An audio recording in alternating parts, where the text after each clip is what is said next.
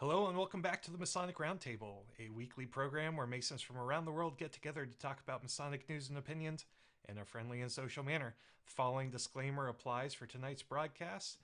The thoughts and opinions here are solely those of the participants and do not reflect any Grand Lodge statements or positions. Tonight, as usual, we would love to hear from you, so you can follow along on the side of the YouTube stream to chat with us or on our Facebook Live feed. So we're looking forward to interacting with all of you and looking forward to a great show. You guys know me. I'm Jason Richards, past master of Acacia Lodge number 16 in Clifton, Virginia, and member of the Colonial Lodge number 1821 in Washington, D.C. And we'll pass it off to Mike the intern. Hey, Mike Hambrecht here, current Lodge Education Officer and Senior Warden of Lakeshore Lodge number 307 in Madison, Ohio, and the Senior Steward at Castle Island Virtual Lodge. Good evening, everyone. Good evening. Heading over to the one, the only Juan Sepulveda. Juan, who is muted. Who mutes me? Good evening, everybody. Juan Sepulveda here from sunny Kissimmee, Florida, and the brother behind the gentleman'sbrotherhood.com. Good evening. Good evening. And now, last but not least for tonight, Brother Robert Johnson. Oh my gosh. Hey, everybody. Robert Johnson, past master Waukegan, sitting secretary at Space Novum Lodge 1183, and winner of the Grand Lodge of Massachusetts Meritorious Service Award. I have to brag about it. It was just so cool. I've never gotten an award like that. But anyway, Robert Johnson, good to be with you guys. I didn't realize it was a contest. Now you just need a red hat to go along with it. That's it. I'm just inflated ego me. You know? Skip red and go right to white. Yeah, can't do it. You know, I am nowhere near that meritorious. But yeah, good to be with you all. Awesome. Yeah, congratulations, Robert. That's an incredible honor and definitely well deserved. So, on behalf of TMR and our listeners, you're awesome, and we're glad you're with us. Oh, thanks, man. Thank you very much. And another note of thanks to all of you Patreons who support the show week after week. We it'd be a lot more difficult for us to do what we do if we didn't have your support. So thanks so much for sticking with us and supporting us week after week. If you're not a patron yet, you can go to patreon.com, search for the Masonic Roundtable. We've got some cool stuff behind the scenes. We've got an exclusive Facebook group for Knights and Squires. It's a good time, so come on over and check us out. All right, let's get into tonight's topic. So, unless you've been living under a rock, there's this thing called COVID that's been going on since December 2019, early 2020, and there have been a lot of restrictions that are going down throughout the United States. So, wanted to talk a little bit tonight about the concept of that we discussed back last year in March. The idea of what does the lodge experience look like after COVID, and what does reintegration into a brick and mortar type of lodge setting actually looks like. So let's start by just seeing where our respective jurisdictions are at this point in time. So the question is, are your Grand Lodges or your lodges doing anything different? Did you do anything different because of COVID? And now that the restrictions are easing up, what are the differences, and what are you able to do now that you couldn't do maybe a couple months ago? So in Ohio, we still have some restrictions. We're easing them, but some of the restrictions actually allowed us to meet as long as we were in a red or less zone. Purple, no meetings whatsoever. But if it was a red coded area or less, we could meet at the worshipful master's discretion. We could meet in person. otherwise, we could do Zoom meetings, but we couldn't do ritual. We couldn't do voting. We couldn't vote for officers. We couldn't ballot. All kinds of little things like that. Now, when we do, for our Master Mason degree, they also told us we could eliminate all the walking parts that didn't have a speaking part. So, we could get rid of, 9 of the guys that needed to walk. To allow for what is that social distancing. And even now we're still allowed to do that. We're also, which I'm not exactly sure how this works, but to allow for still more social distancing, we're also allowed to have one-day classes in our lodges rather than just as a district-wide or statewide thing. Each individual lodge could do a one-day class. So that's really interesting, Mike. Is the idea that if you spread out the one-day classes, you have, maybe fewer brethren gathering in the same place, or what's the rationale behind that? Yeah, that was, like when my thought was that, yes, we might actually have, a few more guys, because we got the candidates there, but and it is actually limited to only those that are needed to be there. I should say that. If you're doing a part in the degree, you're an officer of the lodge, that's it. No visitors. And then with the candidate, it's the candidate and their master craftsman.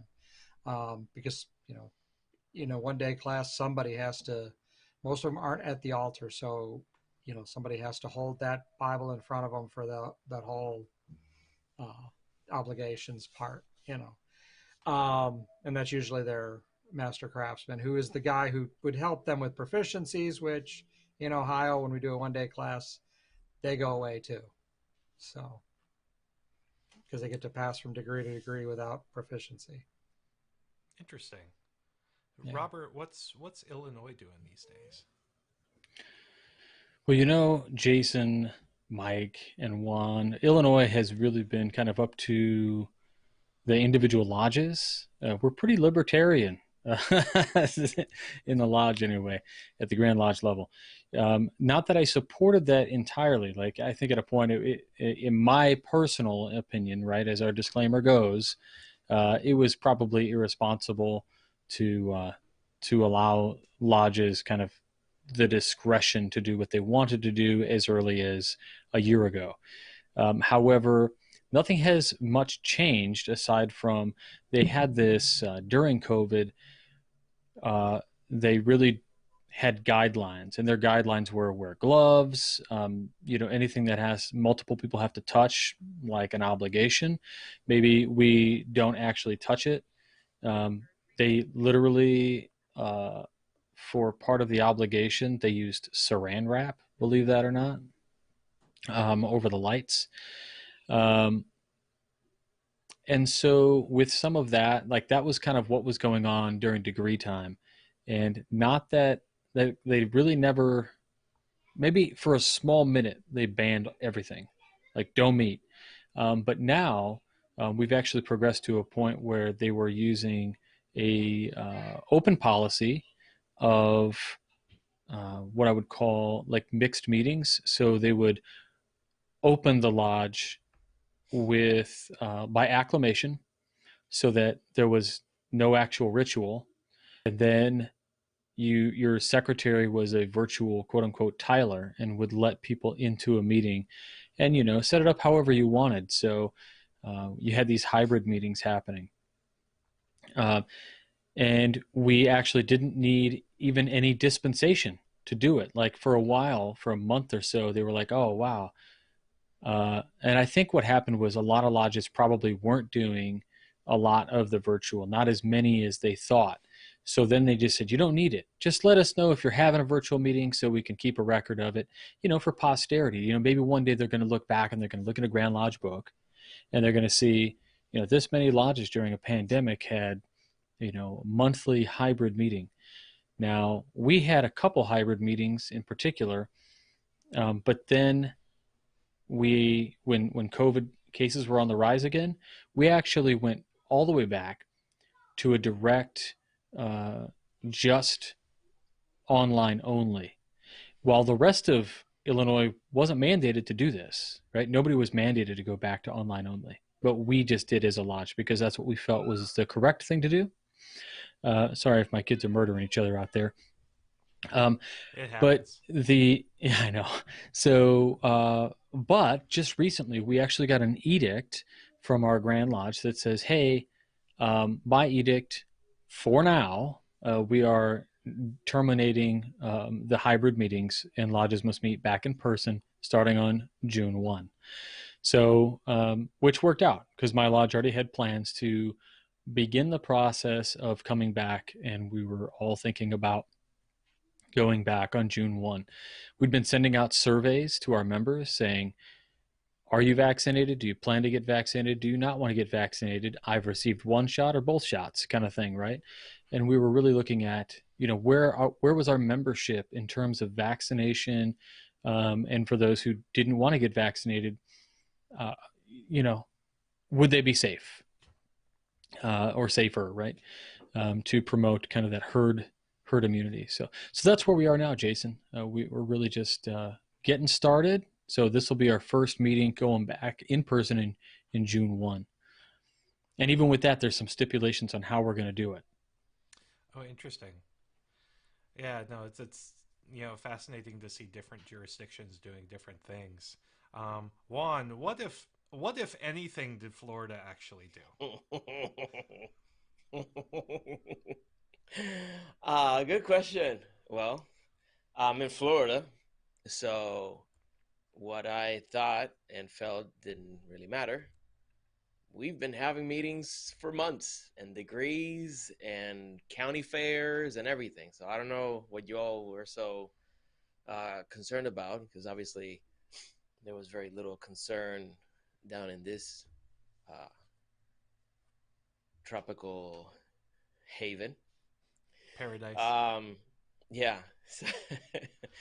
So yeah, it has been, of course, a very interesting process. Our Grand Lodge has communicated to everybody from the beginning of the pandemic. They have been very involved in looking at the circumstance, but there was advice, of course, to maintain social distancing whenever people went to the lodge.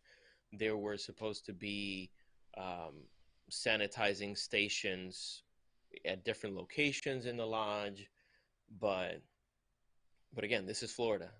People are handling things very, very differently down here, and it was a little strange that when the pandemic first began to cause some trouble for us in around March of 2020, we went completely dark. So there were no meetings whatsoever, nothing. As a matter of fact, there was even like virtual meetings were discouraged um, because there wasn't supposed to be any business done. So the brothers that didn't have access to Masonic communications like we do, like we never stopped meeting with our brothers virtually and engaging in Masonic education. That never stopped. The brothers who didn't have that, they really disconnected from lodge and missed out on fellowship, on the emotional support. Um, so it has been very interesting to me what happened. Now my lodge is open, and it has been for many months. I know as far back as either January or February, the meetings have been happening. Um, Degrees continue to happen, practice. I know that they're taking some precautions with the. I haven't seen them in person. Obviously, I've stayed away. I've taken this pandemic way more seriously than a lot of my close brothers in the area. We had a loss in the family due to COVID, so that really impacted us in our participation in things. But anyway, in summary, Florida is orbs to the wall. Masonry is open for business. It's interesting you say that because being a member of two jurisdictions, Virginia and Washington D.C., it's very, very kind of polar opposite handling of the pandemic. Must be crazy. It's interesting. So Virginia went with the governor's guidance all the way when the pandemic really kicked off in earnest in March of last year and things started shutting down. Virginia Masonry shut down too. Then, when as restrictions have eased, the Virginia Grand Lodge has followed the Virginia governor's guidance. So, for the past several months, it had been, I think, since about January or so, it had been okay, 10 people. And so, my worship, it's 10 people max at a meeting, but it is up to the master's discretion. The master can choose not to hold lodge. And so for the past several months, my worshipful master at Acacia made the decision not to have lodge because he said there's no point with 10 people. That's essentially all the officers and no one else. And in his mindset, the lodge is really for the folks outside of the officer group. So Scott made the hard decision to cancel lodge a couple months here and there. This past April, I think, was the first lodge meeting we've had pretty much all year, and that was in alignment to the governor raising the max number of people to 50. Then later this month, it's supposed to go to 100. So it looks like folks are out of the weeds, or rather, folks are out of the woods. One thing that came up a number of times was the idea of allowing brethren to meet online and allowing lodges to meet or conduct education or things like that online. And Virginia just isn't ready for that, and hasn't been ready for that. DC, on the other hand, went the opposite direction and swung to entirely virtual. So virtual meetings, no degree work, but virtual meetings all throughout last year. They had the option to open it up, and it was put to a vote back last month. And the brethren elected to stay virtual only through June or July.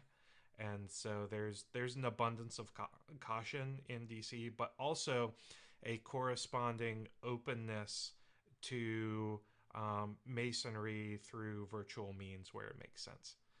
So it's just interesting to have one foot in each jurisdiction and see how the jurisdictions are handling it differently.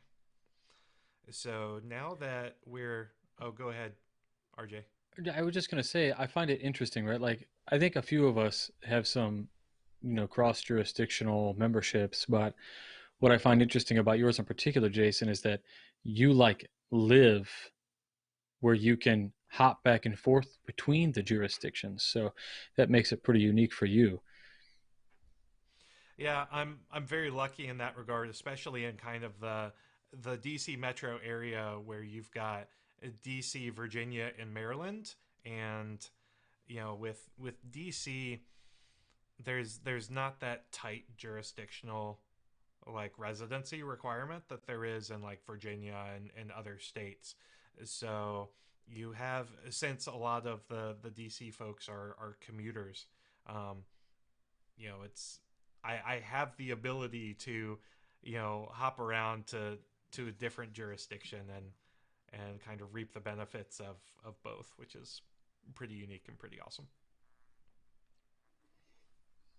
So now that we as TMR, and especially all of the hosts have been involved very heavily in online Masonic education for at least the past 7 years, but we've been involved in increasing amounts in online Masonic education over the past year during the pandemic, with things like just online presentations, the Refracted Light Facebook group. Um, my question to everybody is, as we are moving back to more openness with brick and mortar masonry, have you all noticed a shift in online Masonic education?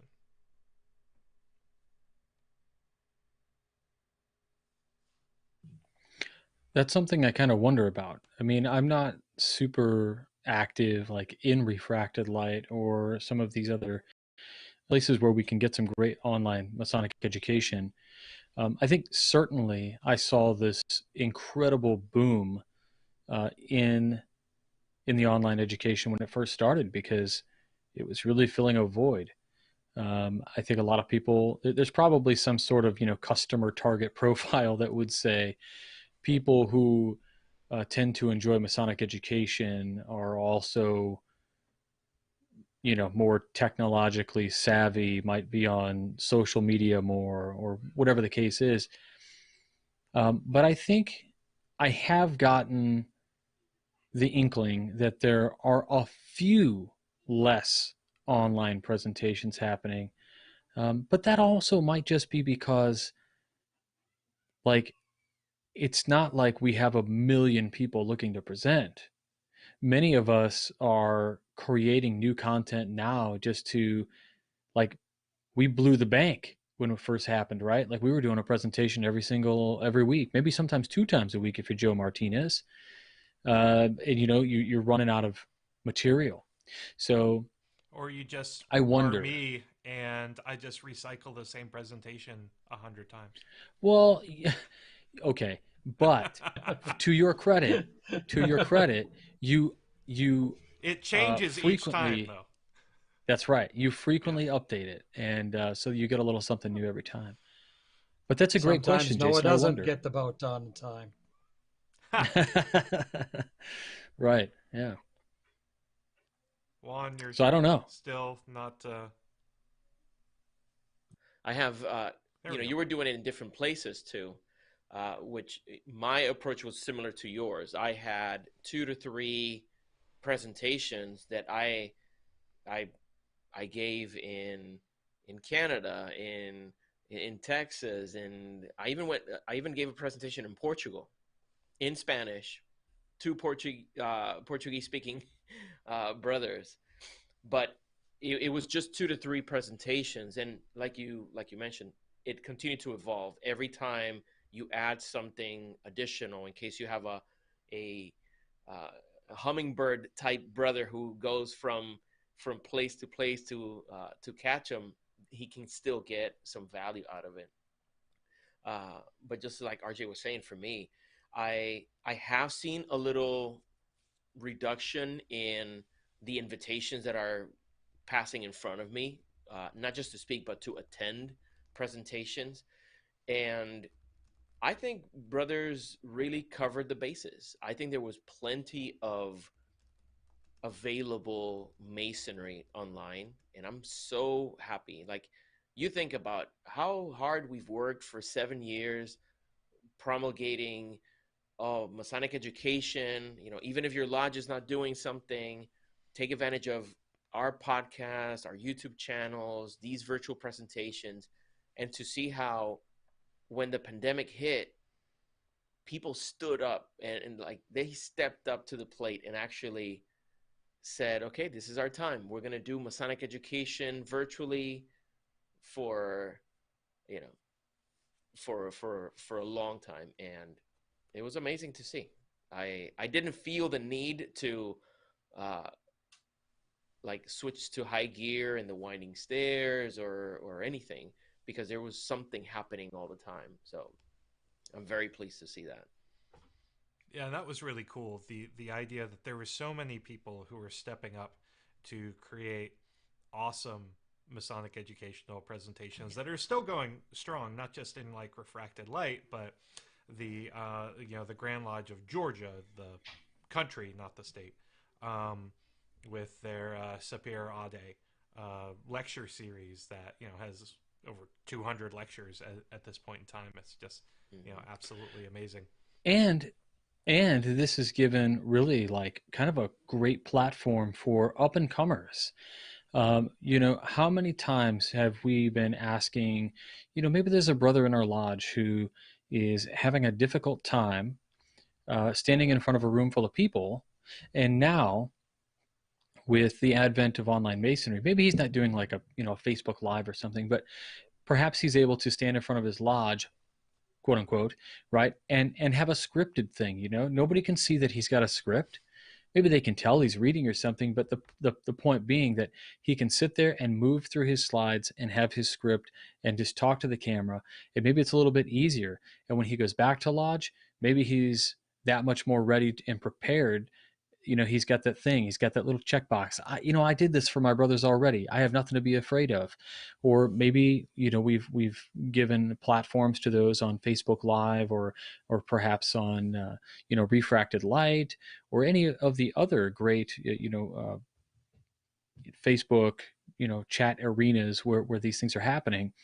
uh, we're launching these new and upcoming people. um, we maybe we had a little chip on our shoulders when we came in, right? Because we knew, like, we know how to talk, or maybe we don't know how to talk, but we don't have any like filters, so we kind of don't care. It doesn't bother us to get up in front of places and do something. And like I said, we kind of blew the bank, right? Like, I don't have any presentations left. I mean, I just had to write one. But I think these new people are coming in, delivering some great stuff that's new.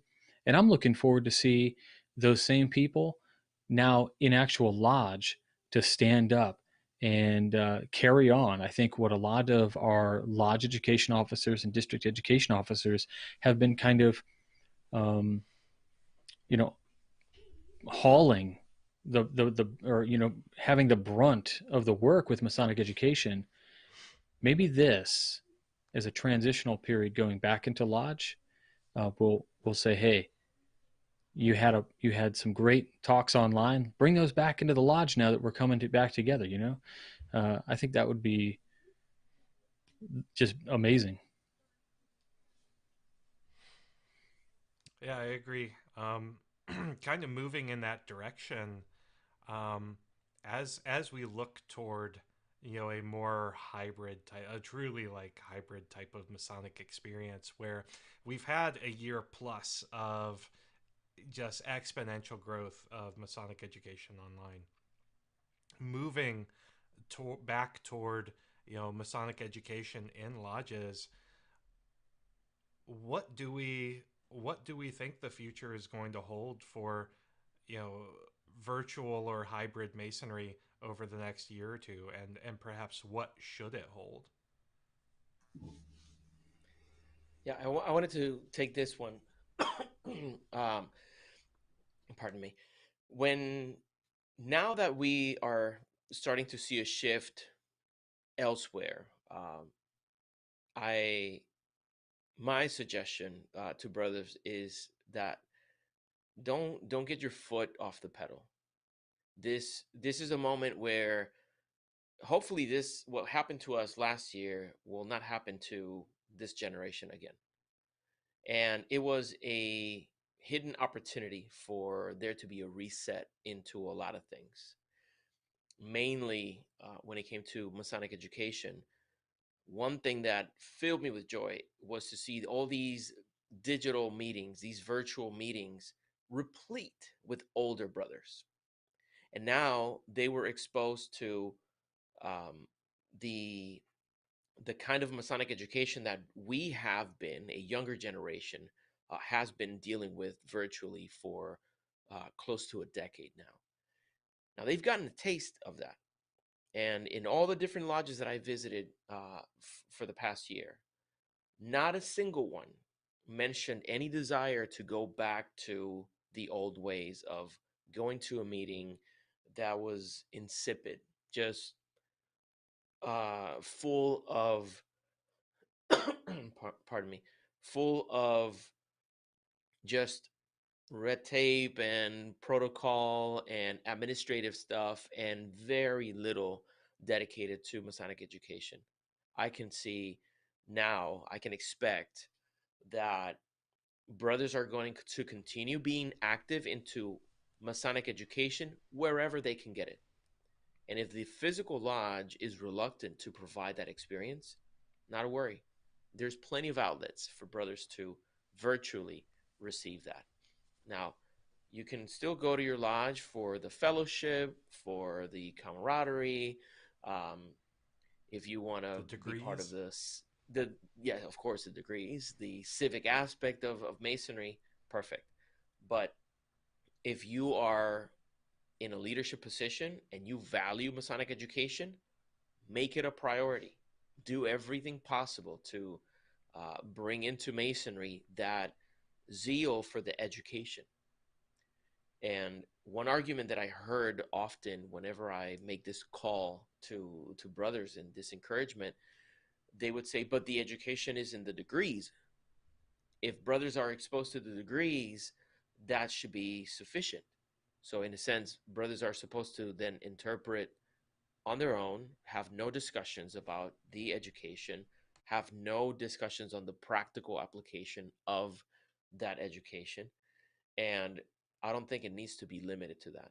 So I strongly encourage you, if you're in a leadership position, make Masonic education a priority within the lodge. And if you're not in a leadership position, demand it to be so. Ask of your leadership more Masonic education to balance out the experience. If we're not putting education in its rightful place, how can we ever claim to be making good men better? Juan Sepulveda for president. Yeah, that definitely. That'll work. Yeah, definitely. Speaking to my confirmation bias there. Robert, Mike, what do you all think? What does the future of Masonry look from a hybrid standpoint, or virtual versus brick and mortar?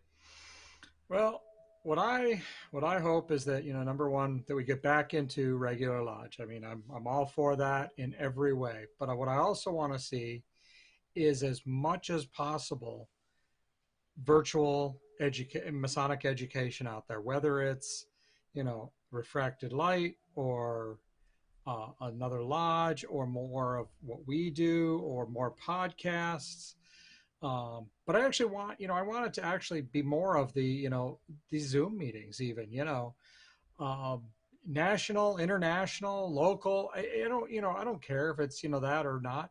I mean, because yes, I belong to Castle Island. So yeah, I meet with guys from Canada and Scotland and Italy, and the United States and Australia, but if we could just keep this some of this momentum going with the virtual, I'm going to be one of those more happy, very happy Masonic guys, because I'm going to get education from a whole different perspective. And, and if I'm lucky, I'll get it from a different nationality and get there's a whole different perspective on it. And we might even, let's not go there entirely, but get it from some of the more clandestine organizations as well. And I'll call it clandestine just because that's how Ohio deals with it. But you know what I mean? The, co-masonry and so forth. Irregular and clandestine. Yeah. Yes. That's it. Yeah. Not to say that they're, not doing. Yeah. I like the way you put that, Mike. Like, we're not already getting something from those groups. I can't tell you how many times Grand Lodges will send around links back to, something like Phoenix Masonry. Just saying. Or universal co-masonry. Like, take a look at the production absolutely. value on this video. Like, you're like, oh my God, this is amazing. Like, oh, guess what you're doing? Sharing stuff that you didn't even know. Yeah, Masonic Philosophical Society. Like, yeah, I mean, I read stuff from their blog all the time. I think they have fantastic content. One of my favorite authors on there is Kristen Wilson Slack. She's amazing, along with Elaine. But I digress. So, sorry about my bulldog. Listen, when it comes to Freemasonry going forward and going into the lodge, I can tell you that, number one, it sounds like a lot of lodges are sticking around to doing this thing where they're going from nothing to virtual or to a hybrid. We've been there for a year, or 9 months at least. And what I can tell you is, for us who are now at the tail end of this, hopefully, right, don't go back up COVID cases. What I'm really hoping happens is June 1 comes around and we're able to meet in person the way we want to. And we're hoping on doing some kind of, we're going back to the way we were when we had lower case volume and we were meeting in person hybrid. Because we haven't met hybrid in months. Like, we were meeting hybrid for 3 months before COVID cases got so bad we couldn't do hybrid anymore. Because we're up here in the northeastern corner of Illinois, right outside, 45 minutes north of Chicago. COVID cases were skyrocketing. So for us, going back in June means we have a small lodge. We've only got 22 members. We have about 18 that show up every meeting. And we can't all fit in a lodge that's 2 times the size of this office safely. So we'll meet in the large lodge hall, which for those of you who are like, well, how big is the large lodge hall? It's like your classic 1920s big lodge room. So we'll meet in there. We'll move the west up. Taylor Kleinek's got a great presentation, right-sizing your lodge. Well, in this case, we're right-sizing our lodge for COVID. We're bringing the west up, keeping the east where it is, and we're moving our wardens, junior wardens coming up also toward the east. And we're all kind of more condensed, and we bring just folding chairs more toward the center, but we're keeping still a 6-foot distance. And so that's what we're doing. We're still going to be masked up, even if we are vaccinated. Windows will be open, right? We don't have air conditioning. It's going to be June. It's going to be hot and sticky and gross because it's the Midwest. And that's the way we're going to deal with it. So I think our plan really is to do some kind of innovative stuff with education, because we're such an education-heavy lodge. We usually have a great speaker come in on a topic, and then we have interactive discussions, and we're doing stuff together. But in this case, to facilitate that a little bit better and to celebrate kind of coming back together, we've got some great plans to do quick business. We don't even call it a stated, right? We just call it the education meeting every month. We handle most of the business offline, and then we just approve everything in the meeting. Takes 20 minutes tops, and then we go into education. But what we're hoping to do is to watch a movie outside on a giant projector that has to do with, I think we're going to be doing geometry in June. So a movie based on geometry, and our junior warden's going to tailgate and grill up some food, and we're going to bring lawn chairs, and we're just going to have like an outside celebration of kind of getting back together for the first time in 9 months. But I think that's kind of the interim, right? We're not allowed to have the hybrid anymore. We have to meet in person as of right now. So we have to make the best of that and to do it as safely as possible. And some people will say, this was kind of interesting. I ran a survey after MasonicCon Chicago. I asked about the safety precautions. Were they just right? Too much? What? I had people saying that taking temperatures and making you mask up was too much. And that's fine. I respect that. But at the same time, I would just felt terrible if somebody went home with COVID after that convention. Right. And so the same thing, right? Do we want to get our brothers sick? We have an aging population of brothers who show up to lodge. Even if they don't believe in COVID, I'm not saying I have those members, believe in COVID or don't want to get vaccinated because it changes your DNA or something, or whatever is going on, right? Microchipping, Bill Gates divorce, whatever.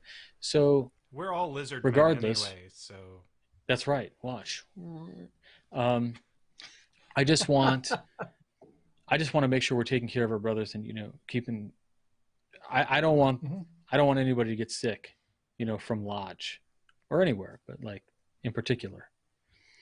And that brings up a really good point, Robert. As we ease back into face to face brick and mortar masonry, we're going to have lots of different brethren with different levels of comfort with face to face interaction. So, another question for the group is, how do we manage the spectrum of comfort and whether, not even about politics, but just the how do we manage the trauma that's happened to all of us over the past year, and how do we manage people who are in different stages of their willingness to and readiness to reintegrate into a face-to-face lodge environment? What can we do to ease that transition? Here in Ohio, the one thing we do is, I mean, it literally comes from Grand Lodge right now that um, if you don't feel comfortable coming to lodge and to meet in person, don't. If you have a temperature, don't. You know, things like that. But we also, within our lodge, we also state that, if someone chooses not to, though, they are not to be ridiculed. They are not to be thought of any less. And Grand Lodge is saying we as Grand Lodge won't think any less of someone who wants to stay home. You know, so yeah, it's do it. But I'll be honest with you, my lodge, there hasn't been an issue. At first I thought there would be, for me, because I was like I wasn't going for anything, and nobody thought any in the end. Nobody thought any less of me when I didn't go to our 1 day class back in September that they had. I was like, I mean, I'm the senior warden and I'm not coming. Sorry. I feel bad for the candidates, but I didn't feel comfortable being in that close proximity, with a lot of people, mask or not. And now, I go to lodge, I wear my mask when I get there. Long as I'm not right up close to anybody, I don't have my mask on. Um, and most people don't. If we're once we get up from our chairs and start milling around again, yeah, we put our masks back on, and most of us are wearing them. There's a few that aren't, but generally, yeah, it's just generally very amicable on all of that. Yeah, that's a great point, Mike. Being amicable, I think it's such an important thing for us right now. If you think about how toxic so many people have been when it comes to the interaction or the criticism of each other's behavior, I want us to create consciousness about having empathy. Statistically, you will have brothers in lodge who lost a loved one to COVID, and people didn't lose people.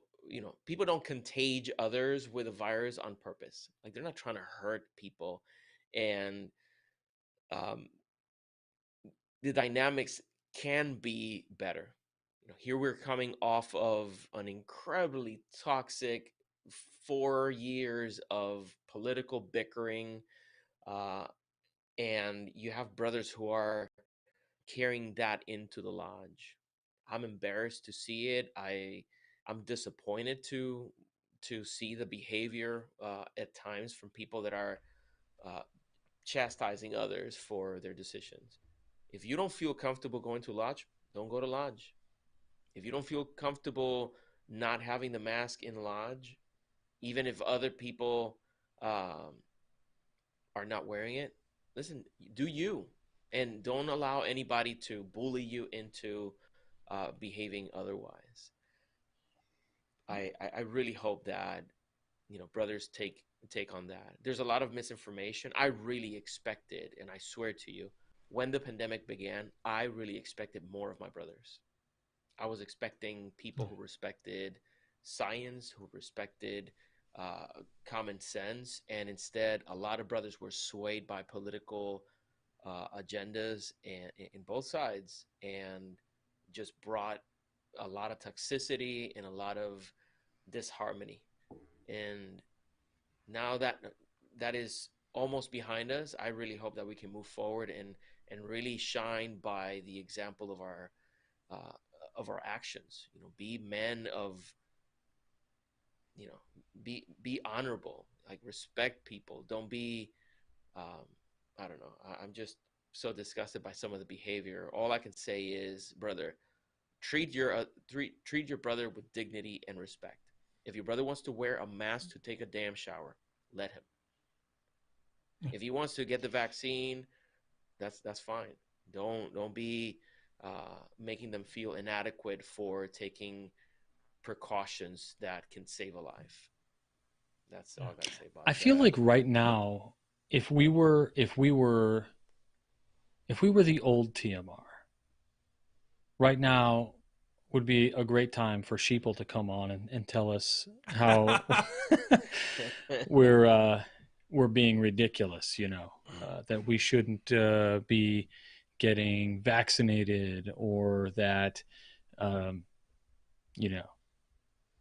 what you name the weird conspiracy theory, right? Like tinfoil hat stuff for sure. All I can think of when I see a lot of this stuff really is just Alex Jones, right, with the hat, given the cool gif, right? I use it all the time, but yeah, it is kind of a shame, right, to see that sort of shaming going on. I've seen it myself. Yeah, it's just kind of a bummer. I had one thought more that it came up on all of this too, though. They tell us not to, shame any of our brothers or think any less of anyone. But I want to make this, something for, brothers to think about too. If you're in the officer line and you've chosen to stay home, like I did for mine, expect the possibility that even though they're not holding it against you, you might not move up. You might be, be prepared for that possibility. And I'm not saying, go to lodge because you might lose your spot. But if you're not going to go, in your head, be prepared that could happen. I'm just saying. So. Yeah, in Virginia, a lot of officer lines froze and just carried over from last year to this year. Yeah, I keep thinking back to Scott Springer, my worshipful master. It's like, oh, poor guy. He's fit to be tied. This is his second go around in the East. Or last year was his second go around in the East, so he's on to victory lap number 2. Yeah, that's, we say for the members, like, if you don't feel comfortable, don't show up. If you're an officer, you still need to do what's right for you, but recognize that that may be a factor where you may not continue on, or you may have to stay put a little while. And that's, I don't think in most lodges that shouldn't be a retaliatory type of thing, right? It should be a, hey, there's some time you need in a position, and there are some, and I hate time and grade, pet peeve out the wazoo.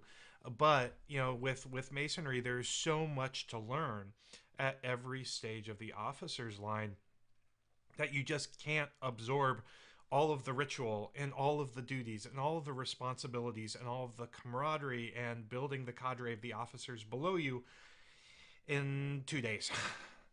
So just understand that if you spend a lot of time, legitimately and deservedly away from lodge because of the pandemic, you may end up staying put for a little while. And that's honestly, excuse me, at the discretion of your brethren. Yeah, absolutely. And that, I didn't mean to imply that I thought it would be retaliatory. It's just that, if all the rest of your officer line is showing up and you're not, they may turn around and vote someone else up a little bit, and it's not about, saying you didn't come, so we're not voting you. It's just in some cases, it may be a matter of commitment in their mind, so understand that, and right or wrong, based on your needs, but be prepared to understand that. And one thing I want to add to that, don't wait for it to happen. I sent a letter to my lodge, and they had an expectation of me participating in lodge meetings and going to do fundraisers and all that kind of stuff while there was a global pandemic happening. And I said, okay, brothers, it's clear I'm not going to participate. I was a senior deacon of my lodge, and I didn't feel comfortable. We lost a close relative to COVID. I wasn't going to put my family in not in further danger, but even if I wasn't putting them in harm, in physical harm, I was putting them in mental anguish. Anytime they would see me going out to do anything, they would be worried that I was going to catch the catch COVID and then bring it home. So there's no shame. Like, this is, you volunteered to take a position in the lodge under a different circumstance. There was no pandemic, there was nothing happening. You were willing to do your job and do the very best. The months that I was a senior deacon, I was proud of the work that I did. But the pandemic showed up, and I saw that I couldn't perform the way that others would have been expecting me to. So I wrote a letter, sent it to the lodge, and said, unfortunately, I'm not going to be participating. Therefore, I recommend that you find someone else to take my place. Now, don't wait for it to happen to you. If you know you're not going to go to lodge, don't be dragging your lodge along with you. If they're meeting, just make a decision. Either you go or you don't. And for the brothers on the opposite end, don't be doing things in secret. You have your brother's number. Call them up and say, brother, we have other brothers that are willing to take your position. Would you consider allowing them to do so? And like men, like I there should be zero tolerance for all this machination in secret. We're brothers, and we're grown-up men. If your expectations are not being met by one of the people in your leadership position, speak to them. Don't blindside them by making a decision and perhaps giving some room, like we were talking about, them feeling that it's retaliatory. No, the lodge has to continue moving forward. There's some people willing to go to lodge, then make some room for them, and don't feel bad about it. Move on with your life. Yeah, I have to foot stomp the empathy comment from a couple minutes ago, Juan. Now, it's, do I want to go down this rabbit hole or do I not? That's it's a live show. What do you all think about the inverse? You have, we're preaching empathy for brethren who choose to keep themselves and their family safe. What about the brethren who choose that vaccination is not the right thing for them? Don't Then embarrass it's them not. either. I mean, yeah, honestly, you can't do that. You can't have it both ways. You can't, not be embarrassed because you're not coming to lodge and you're afraid of getting, COVID, but you also can't insult the guy, and say, look, you're wrong. I mean, you can say all these things all you want, but you shouldn't do it. The reality is, do not make that brother feel any worse than you didn't want him to make you feel. I mean, that's really what it comes down to. Treat them as you would want them to treat you, regardless of which side of this coin you're on. Yeah, I agree. Yeah. When we preach empathy, we can't have it. We have to have it both ways. Go both ways. Yeah, that's the brotherly thing to do. Yeah, yeah. And of course, you're going to see our colors. I got vaccinated. I'm not willing to go, I wasn't willing to go to lodge. So yeah, I'm speaking from this other side.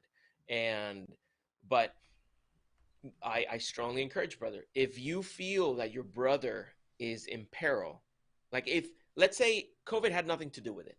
Let's say your brother had a pistol, right? He carried a pistol, but he carried it like they call bandolero style or Mexican style, right? Tucked into the pants. That's very irresponsible. Pointing to the chicharrones. Exactly. Now, if I saw a brother doing that, I wouldn't stand up in the lodge and say, "Hey, I've noticed brother such and such over here carrying his pistol irresponsibly. I would reach out to him because I don't want him to harm himself or harm anybody around him. I would reach out to him and express to him, hey, brother, listen, Don't I reach out to know. the pistol, though. That could get awkward. No, don't do that. Especially not here in Florida. Uh, you go over to the brother and kindly speak to him. Say, brother, I noticed that you don't have a holster for your pistol. Brother, I've noticed that you haven't been wearing a mask. Brother, I noticed that you have been wearing a mask while inside the car by yourself. Right? Do so in the most tender and gentle manner. If you really care for his well-being and the well-being of the people around you, show the love in the process. You don't have to be a jerk in order to convey a message, and it's ineffective. Like, it's just so ineffective.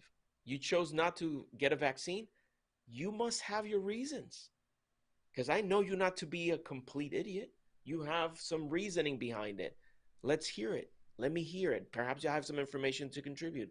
Perhaps there's something that you can contribute to my understanding, and you help me or prevent me from harming myself. But do so like if it meant something to have brotherly love. I know we're getting close to the I'm finish keeping line, an so eye on the time. yeah, but so I just wanted to say thank you to all who participate in this. This is one of those conversations that can be difficult to have, but we shouldn't shy away from having the difficult conversations. After all, we are men and Masons, and we should act accordingly. I love you all, even if we have difference of opinion. I want the best for you just as much as I want the best for me and my family. Hopefully, we can have conversations that are going to make one another a better individual. And if that's your thing, having uh, behaving like a man and a gentleman, look what I have here. It is hot off the Oh, press. The limited edition nice. pin for the Gentleman's Brotherhood. You have to see. This is the camera doesn't do it justice because of course it's out of focus. But Yeah, those because who it support autofocus. me, It doesn't autofocus. yeah. So if you want to see a crisp and beautiful picture of it and the what you need to do in order to get it, head over to thegentleman'sbrotherhood.com for details. Thank you, brothers. Awesome. Thank you so much, Juan. And so at this point, we'll go into our final question of the night. But foot stomping, try to treat your brothers with love and respect. Por favor.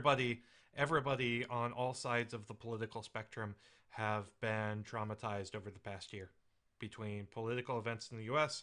and the pandemic. So give everybody a little extra grace if you can. So final question, and we'll start with Juan since you've already done your shameless plugs. If your lodge went back fully brick and mortar tomorrow, would you go? No. All right. Good night. Oh, go ahead. Good night. Good night. Brother Mike, what about you? Mine has, and I have actually been back for, what is it, 4 meetings now, I believe. And as a matter of fact, I got to sit in the East last night for the first time. I'm still just senior warden, but we did a move everybody up the line night to get them oriented with those new positions for next year. So, yeah. Brother Robert. Yeah, I'd go back. I have been vaccinated. I would still be wearing a mask, right? And I'd probably stay a little bit social distant, probably not shake so many hands. It was. I think it's okay to be moving in that direction, and people say this was the new normal. Yeah, it was the new normal for however long this thing sticks around, and I think we're getting back to a point now where human ingenuity has persevered. We just need to make sure that people keep on making those appointments, so that those who don't want to get vaccinated can enjoy some herd immunity. but it only works if a number of us do get vaccinated, I think. So, yeah, I'd go back for sure. I'm really looking forward to June when we can get back in person. I'm really excited about that. And yep, so final plug for me, wcypodcast.com to check out the Whence Came You podcast, which is live every Sunday night at 9:30. We will be finishing up this week Max Hindel's Ancient and Modern Initiation, Chapter 7 in Part 2, and we're going to talk about the stigmata a little bit. So kind of an interesting concept in terms of Christian mysticism and the mystic path. It'll be pretty interesting. Plus, we've got some other stuff going on also. So that's it. Thanks for watching, everybody. Really appreciate everybody out there who tunes into this program week after week and sharing it with your friends and brothers. And, of course, to everybody out there, our patrons, and everybody else, like live chatting with us, making this conversation even cooler. And I just want to say hey to Nathan Tweedy out there, who, if y'all don't know, Cooperstown Masonicon is happening October 8th through the 10th. It's going to be sweet. Well, that's exciting. I did not know that. Well, thank you, Robert. Final question for me. The answer is no. Not ready, not comfortable at this point in time to spend a lot of time indoors. So my family's been following, the CDC guidelines. So, congregating outdoors with other folks who have been vaccinated is good enough for now. And so that's me in a nutshell. We are just a month away from Esotericon 2021. It's going to be absolutely awesome. It is entirely virtual.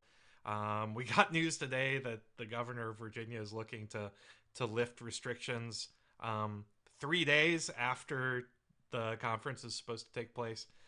So we'll be back, pandemic willing, next year with a full suite of in-person stuff, but entirely virtual, happening June 12th. It's a Saturday.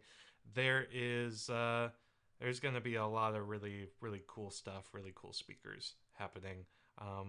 The early bird tickets are sold out, so the swag bags are all gone because we pack those and ship those so folks have them in time for the conference. But you can still get a $15 virtual only ticket, which will give you access to the presentations and the speakers and a day of just good esoteric knowledge. So just check it out. You can go to Mid-Atlantic Esotericon on the Facebook page and check us out, because we're still selling tickets. So would love to see you there in the group as we nerd out on all things esoteric. So everybody, thank you so much for spending your Thursday evening with us, or your Friday morning if you're listening to us on the podcast on your commute to work. We're appreciative that you're listening to us as well. So we look forward to talking to you next week, and have a fantastic weekend. And remember to, above everything, be kind, practice empathy. It's a trait you have to learn and a trait you have to practice. And above all, keep searching for more light. We'll see you later.